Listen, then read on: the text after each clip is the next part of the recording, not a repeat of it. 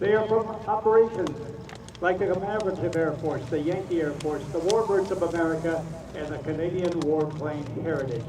At great personal expense and to the men and women who went before them in the various warplanes.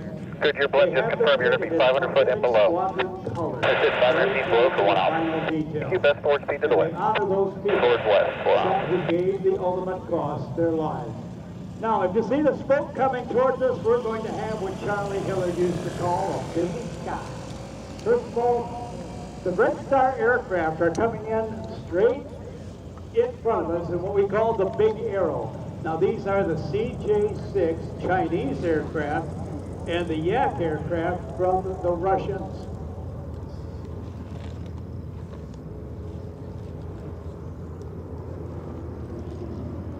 All right, now look at your 1 o'clock position. That is a group of T-34s. That's a Walter Beach trainer aircraft. We'll tell you more about that. Joined with his sister ships from France, an airplane called the Epsilon, which in some ways, but not always, resembles the T-34. It was a training airplane. It was tandem. It had a tricycle gear. Tremendous visibility as well. A limited number of those aircraft were built by the French, sold to several nations around the world, smaller countries. Aircraft. When there was a skirmish and a training aircraft, when times were peaceful. The thing you're going to be enjoying is the Oshkosh Povorezny, Audrey Povorezny sky. It's a miracle that is happening right here. The world's largest aviation celebration. Look at the precision of these flights. These groups go to mid-sized towns with a good-sized airport, a lot of ramp space, a lot of motels, and they rehearse. They rehearse this for this performance before they come to Oshkosh. All of these elements are separated by altitude. Now look a little to your left as you're mesmerized by the T-34s and the Epsilon. They are the North American aircraft coming in from your left. They are the T-28 and T-6, we have red star. No, T-6 is to my left. T-6, we have red star. We have red crossover right over the top of you and I. And you got them in place. Red star.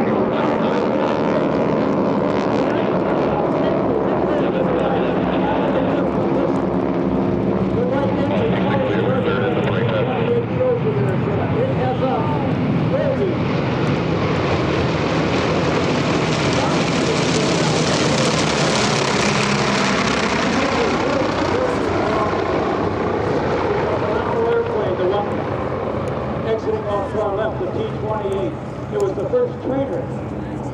It was able to go over 300 miles per hour in cruise to and it is said to be the first trainer that had a tricycle. Went into building space in the kind of the T-28, one for the Air Force, one for the Navy, and one for the Marine Corps. All right, the T-6s, North American SNJ, over your right shoulder, 3 different names for the same airplane. The Texan was called by the Army Air Corps, the SNJ by the Navy and Marine Corps, and the Commonwealth countries called their version of this airplane the let me know when you're clear to Trojan. Learning Institution. It was the third aircraft in the third section of training. First you had in World War II to be able to find a pilot who could solo. If that pilot could solo, he got him out of that primary training. If that pilot didn't wash out, he would get into the airplane like this. T-34 lead, you're clear. And an airplane that was overtrained in combat pilot.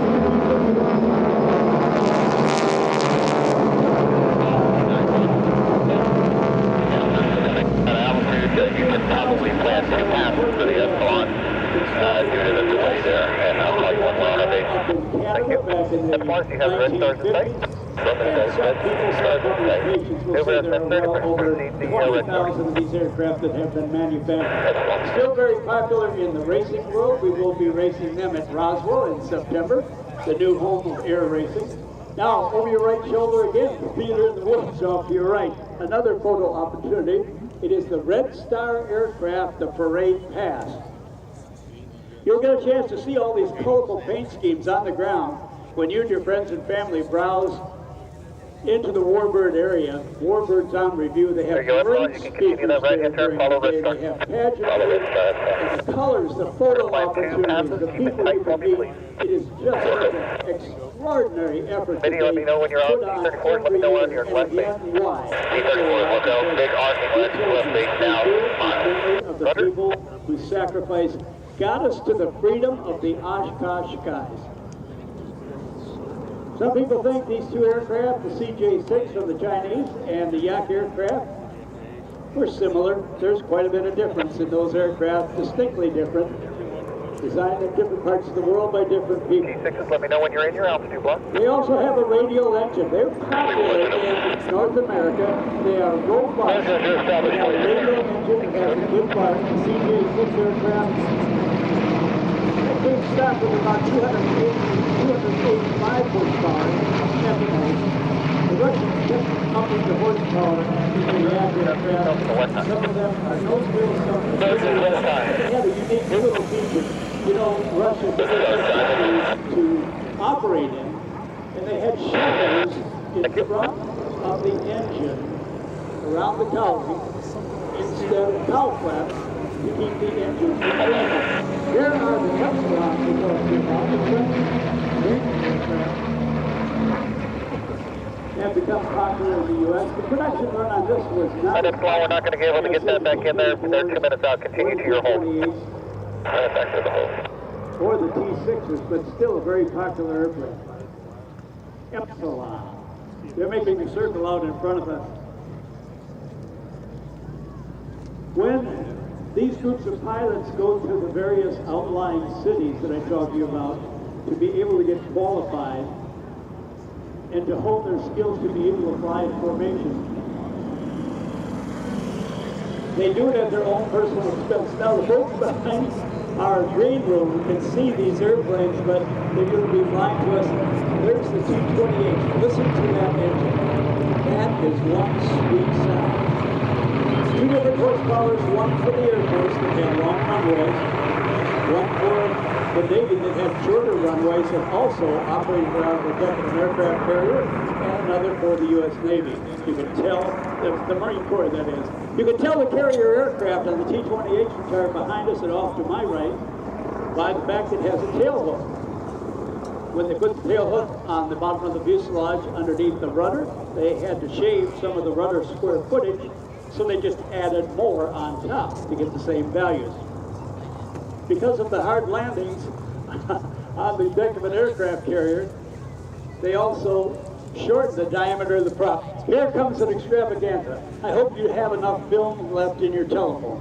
Eyes to the right. It looks like a fleet of mosquitoes. These are the T-34s. Walter Beech's gamble to be able to build a trainer that the U.S. military would buy. That gamble paid off. He did it very smartly. He adapted part of the Beechcraft Bonanza for the fuselage. He also used the Beechcraft Travel Air, very hardy and stout tail, to be able to give it +6, -3 times the force of gravity for the many students that it would fly. Tandem seating, tricycle gear, an American engine, very popular with civilian pilots because anybody, any technician, any A&P mechanic can work on it any part of the country. Parts are readily available. Comfortable airplane to get in and out of, and that sometimes could be a chore on some of the older airplanes. You have to really be a climber to get in and out. Good cruising. Oh, look at that formation. Give them a round of applause if you will. That just doesn't come overnight. That's a lot of work.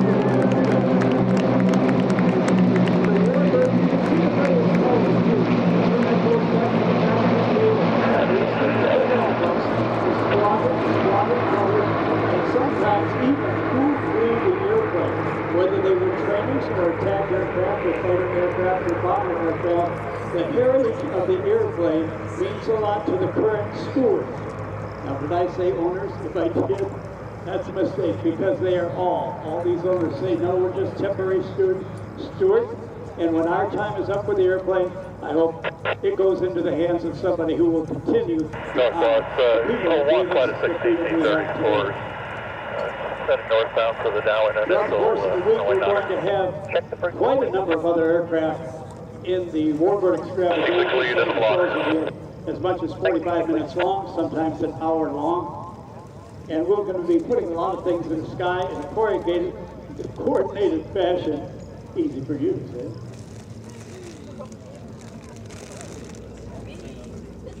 And again, with your site map, you can map out where the Warbirds are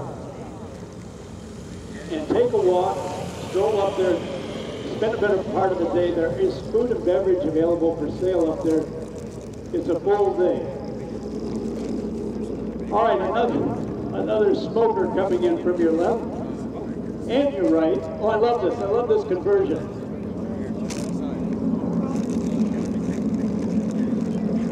Okay, two of the North American trainers, the T-6 Texan coming from left to right, and the T-28. Now, the T-28 coming in from right to left came out. Oh, what's head on his road?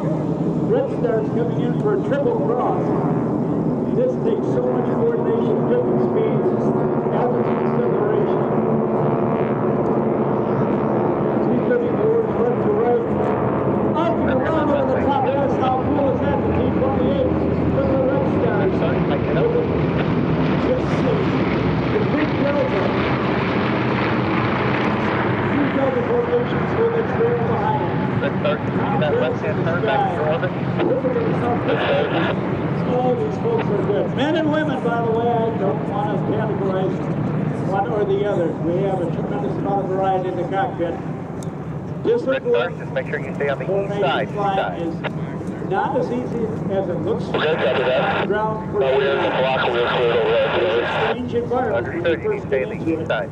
You're used to being alone in an airplane and pretty much at the whim of where you want to go in relation to the airspace. Red Star 234 leads the Trojan on the block on the west side. Study the textbook.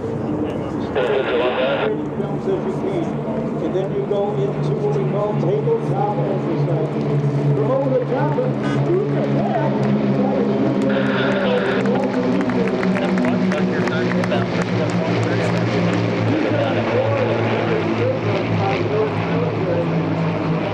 remember that Jim Chapel, my big scholar here? A number of guys speculated. They went up about 3 or 4, 5, and 6 of these T-34s. And I said, why are you doing that? They said, well, we're going to fix them up, and I'm going to sell them all but one. That will be mine, and it will be free to me because I fixed the other ones up. I thought they would delete them. They did very well. Out a glass cockpit. How do you do it? Thank you very much. T-6 after the pass, go northbound. I got to tell you, it's so cool because he would go to airports, and they would say, where's your navigation? He'd show them a sectional chart. How do you do that? I'm mad. Take good your blimp on. You just didn't get it because everybody's in a glass cockpit. Okay, arcing around to our left as we look up at the sky to our right. Straight on is a T-28. That's the bark of the radial engine. 2 different horsepower settings for the Air Force that have long runways. 800 horsepower was enough. For the short runways and the aircraft carrier decks, 1,425 horsepower. Proceed down to the west.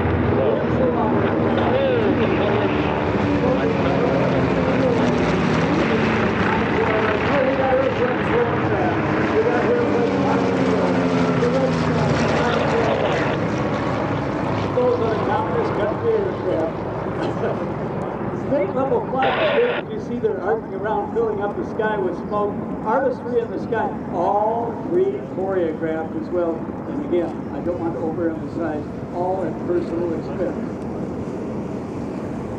Without the organizations that I mentioned to you folks, these airplanes would have hit the scrap pile. The volunteer group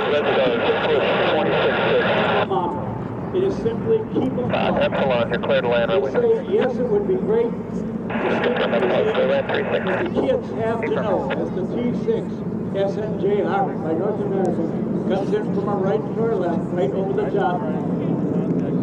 In another stellar formation. Three elements combined together. I dare say the flag pilot back there is like... After this pass for focus, this pass, come back around and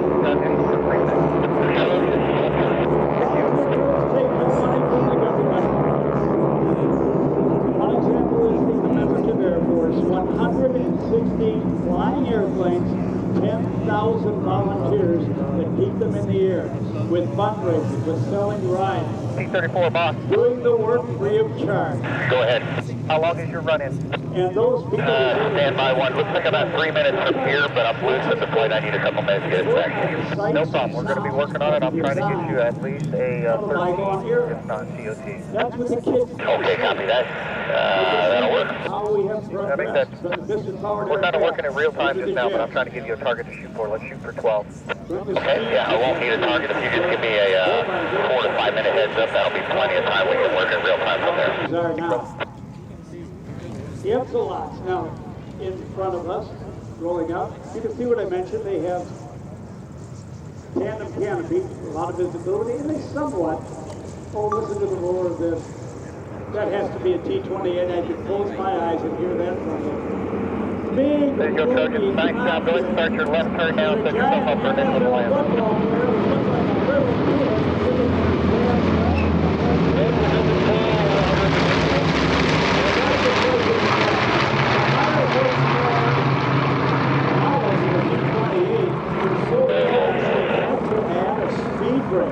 Which is at the belly between the two wings. Red Star, push North Tower. Break T-6 and push North Tower. Cockpit. You put that back with your thumb, and the speed brake goes out, and you can slow the airplane down to traffic pattern speed. It is a speed demon, as I mentioned to you before. Over 300 miles an hour, capable of over 30,000 feet of altitude, and the third number that represents 3, tricycle landing gear. Now, for that speed discipline and the altitude discipline, everybody comes in on an arcing final, and in fact, they get to most airplanes on the ground. Okay, an example of that, off to our right. See the spacing? That in itself is a great presentation.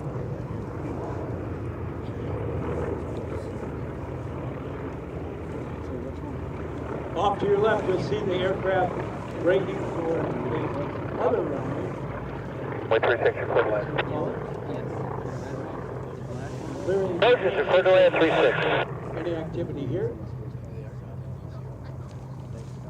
Not to be outdone as they continue to brake over to our right again, over the theater in the woods. Yeah, same count.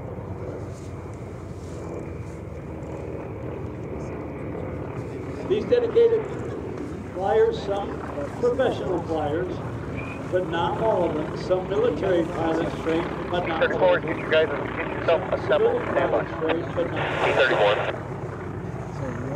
Training is very intense. And by the way, you've got to have a thick skin to be able to fly formation because the critique is pretty severe. After the tabletop exercise that I mentioned to you as the brake continues to our right, then you go into the air, and with wide clearance between the airplanes, you start to get the sight picture that you probably haven't seen before. That is paint and sheet metal and wings and tail filling up your eyesight.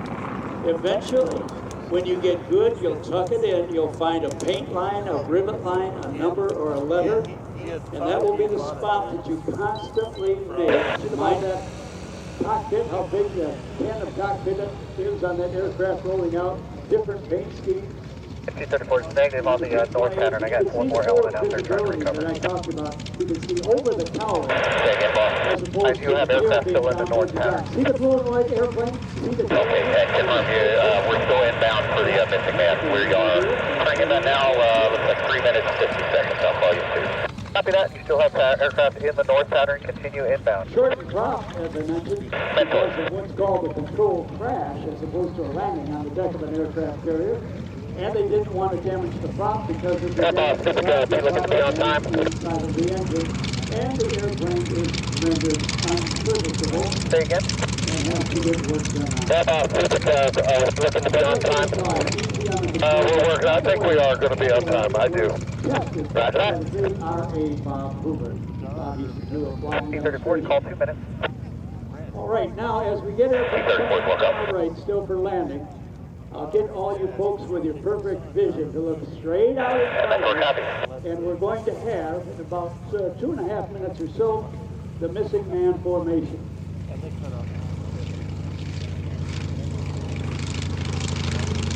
All right, straight out. It will be the T-34 missing man formation. Okay, you got it spotted. Out, up to the right, to your left, out on the other runway. And in preparation for our T-34, 2 minutes. Copy that. Tap, if you want to join us in standing, that would be appreciated.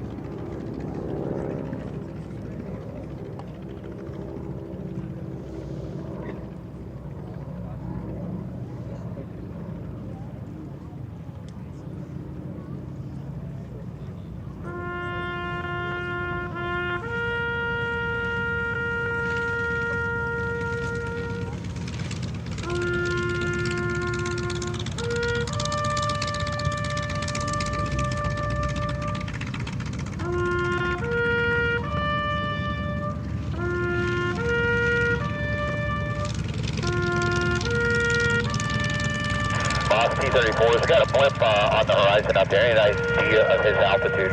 500 AGL and below. Absolutely. Outstanding. Thank you.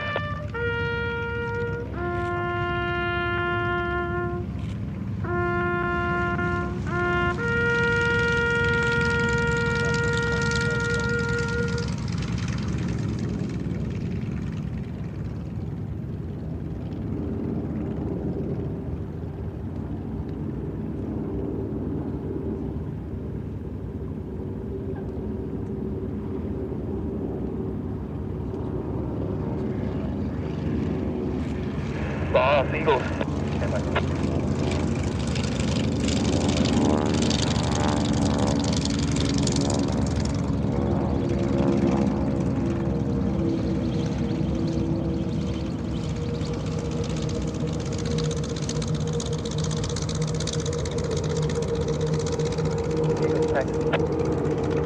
Eagle taxiing 40.